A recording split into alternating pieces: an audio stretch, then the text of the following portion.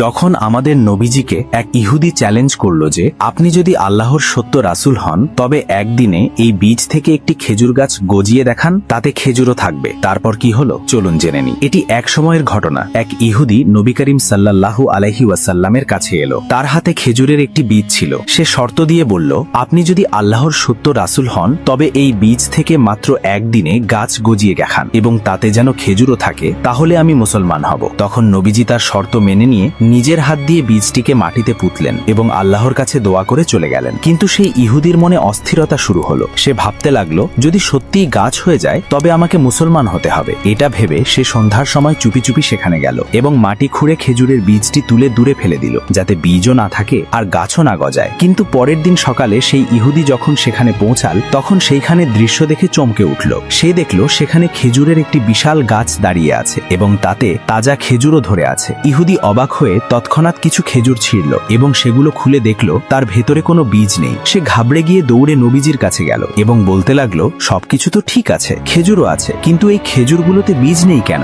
নবীজি মুচকি হেসে বললেন, বীজ কিভাবে থাকবে? ওটা তো তুমি সন্ধ্যার সময় তুলে ফেলে দিয়েছিলে। এই কথা শুনে সেই ইহুদির মন গলে গেল। তার বিশ্বাস হয়ে গেল যে নবীজির কাছে কোনো কিছুই গোপন থাকতে পারে না। সে তখনই কালেমা পড়ল এবং মুসলমান হয়ে গেল। সুবহানাল্লাহ। I bear witness that there is no God but Allah,